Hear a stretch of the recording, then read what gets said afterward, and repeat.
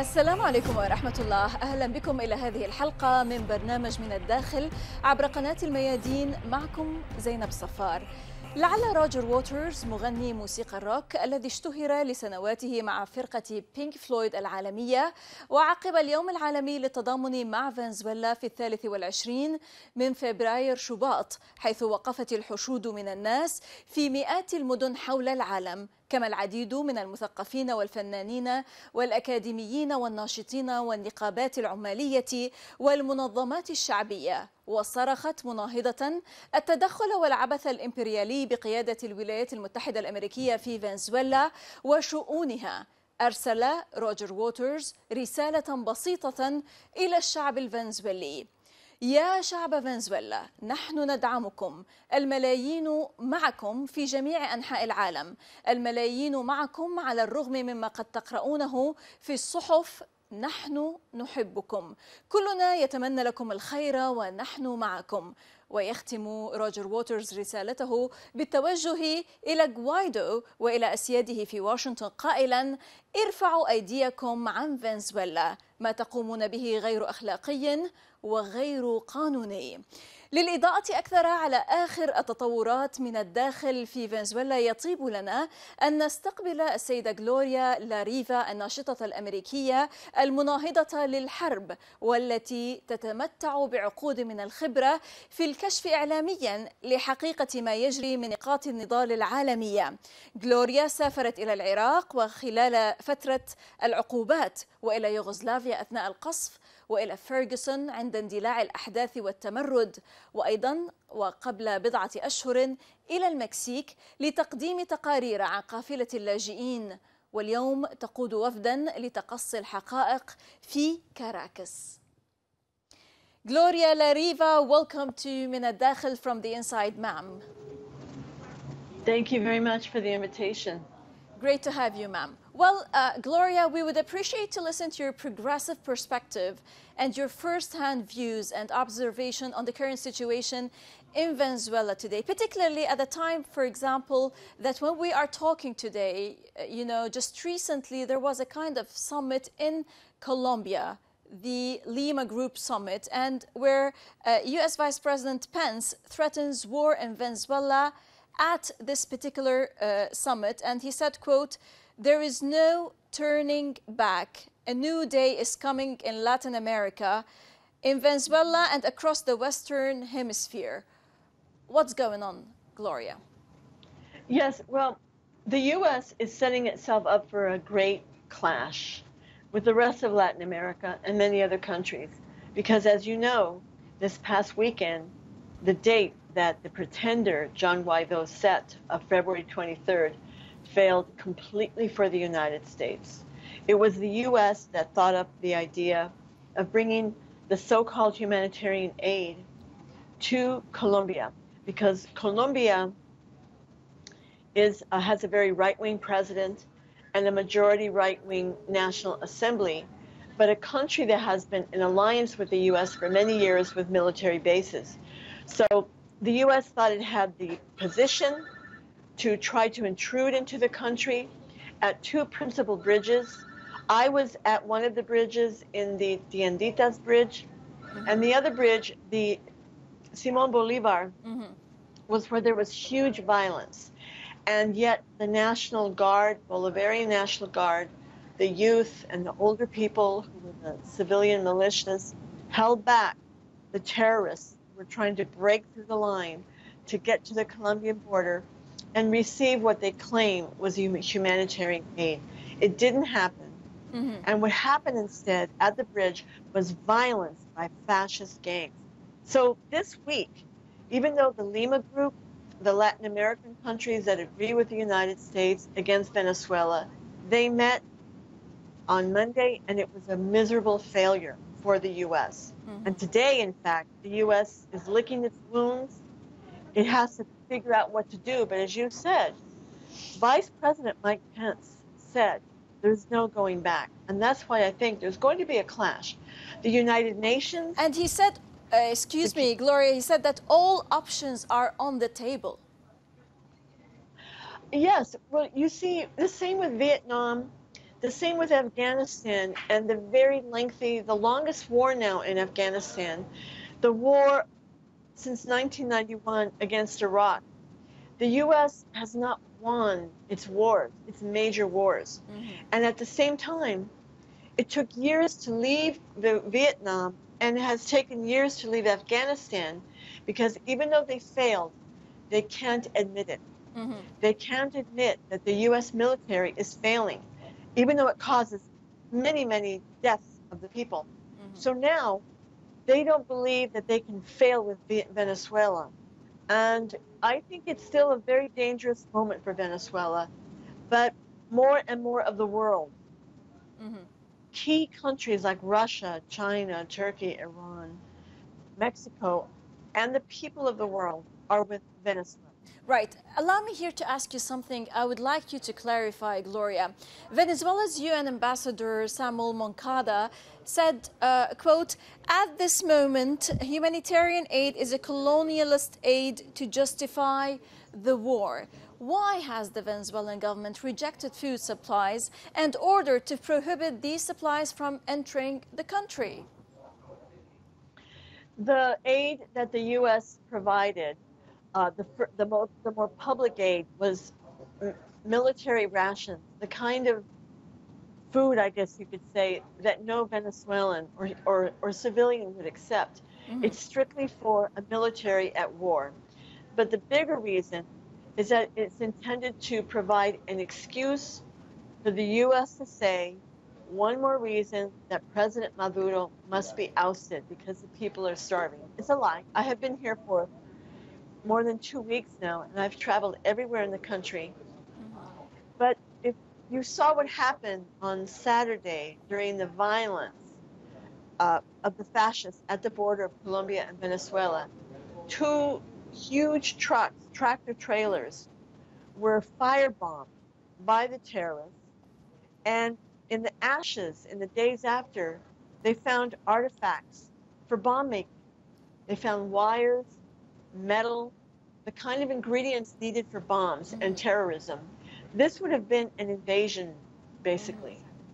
Yet it failed. A kind of invasion and incursion into meddling into Venezuelan affairs and having an upper hand in the Venezuelan arena. But here, Gloria, why does the Venezuelan government remain skeptical about U.S. aid, USAID activities within the country? Well, the USAID is a front for the CIA, and the NED, the National Endowment for Democracy, is a front for the CIA. These are institutions that were created under the Reagan administration to intrude into countries culturally, economically, politically, to try to break the country from within. They've done that and successfully overthrown governments in Yugoslavia. They're trying it in Nicaragua right now. They tried it and failed in Cuba, and now they're failing in Venezuela.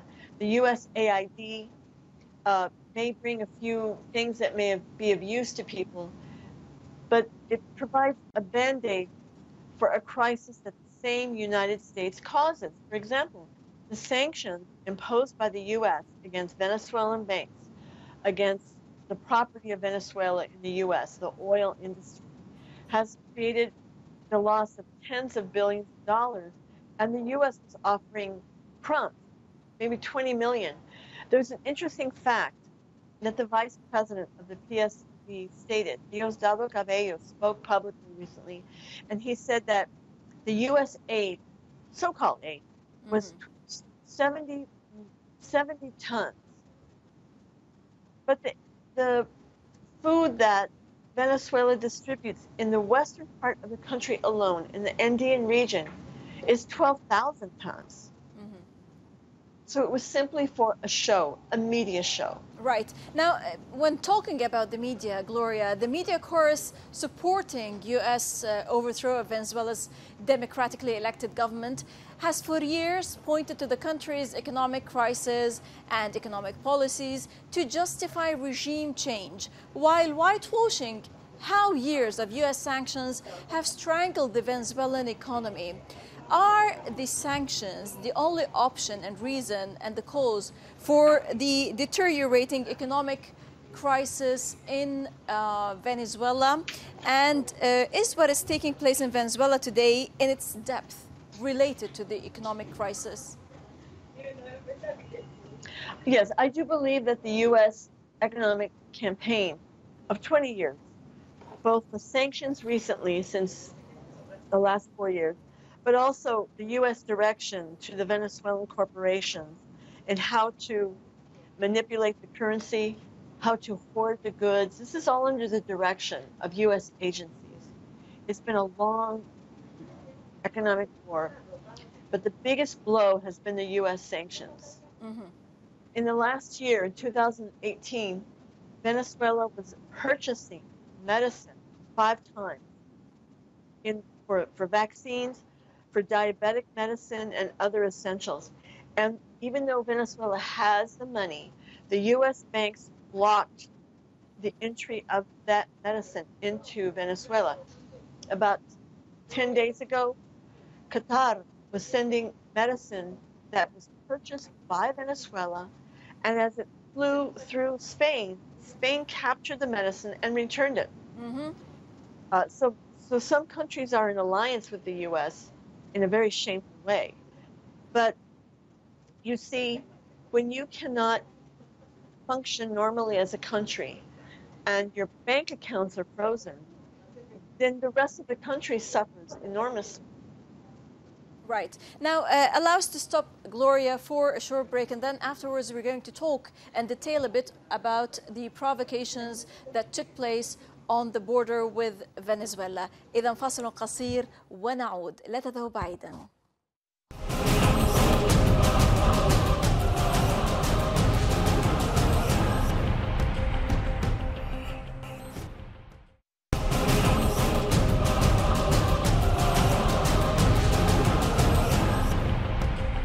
أهلا بكم من جديد ونجدد الترحيب بالسيدة غلوريا ريفا الناشطة الأميركية المناهضة للحرب. Gloria, welcome back. Well, it is clear that acts of provocation are already on the move. The incidents along both the Brazil-Colombia borders, obstruction in the path of securing the border. Why, Gloria, a group of persons was organized and activated to obstruct and confront a security force that is entitled to maintain the security on the borders? And who organized these persons, and who are the guarimberos? One would have to study the history of the CIA since it was founded after World War II. It has employed the most violent, vicious, fascistic tactics around the world of assassination, of bombs, of terror. And the same thing is happening here in Venezuela by fascist gangs.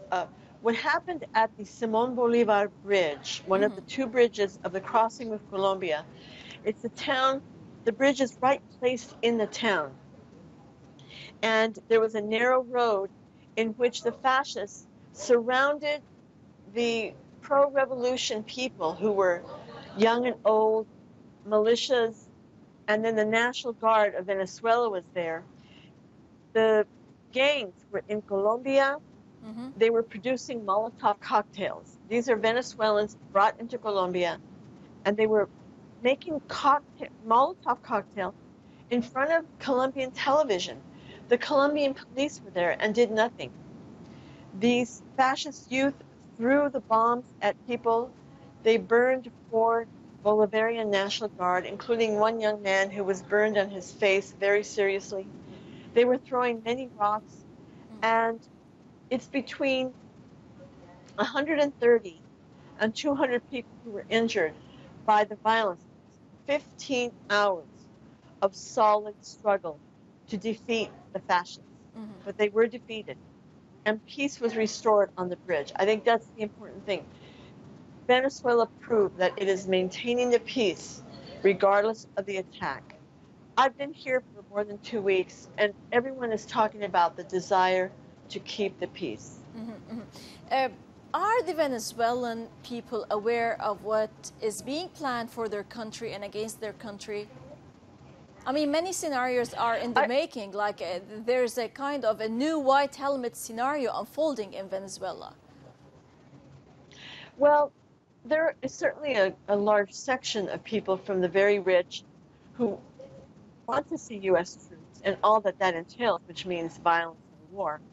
And then there are people who are suffering from the economic situation and have seen a deterioration and are not really paying attention to who the cause is. They're tired of what's going on. But I think the vast majority of people are with President Maduro. What the U.S. attempted this last week and the days before that, of actually saying that we will consider military action and using the military to bring the so-called aid has opened the eyes of many. I have met people who say that they're not accepting President Maduro, but they don't want war.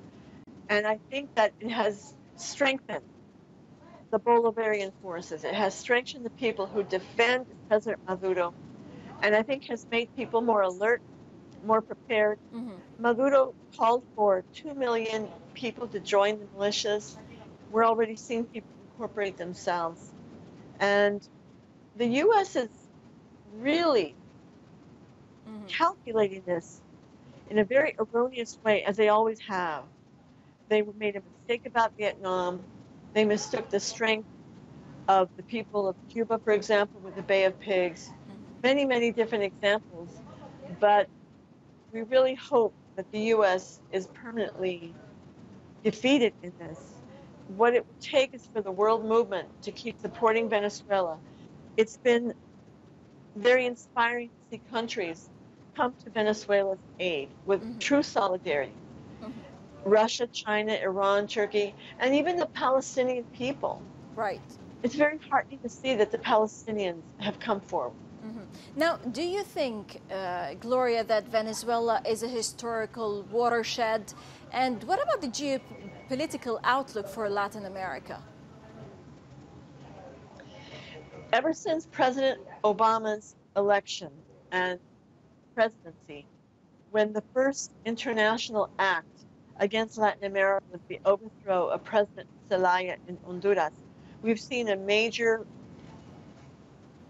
setback for the leftist movements from Ecuador to Panama to Chile to Brazil and Argentina. And the U.S. now believes that they will be able to push entirely the left movement. You see Mike Pence, John Bolton, all the Trump officials saying that Cuba, Venezuela, and Nicaragua are next and that they're going to be finished. We heard President Trump saying socialism is finished in Latin America. Even Mike Pence said that. Yes. And he said it will never happen in the U.S. But I think he's mistaken. Yes, to your question, Venezuela is going to be the burying ground of U.S. policy in Latin America.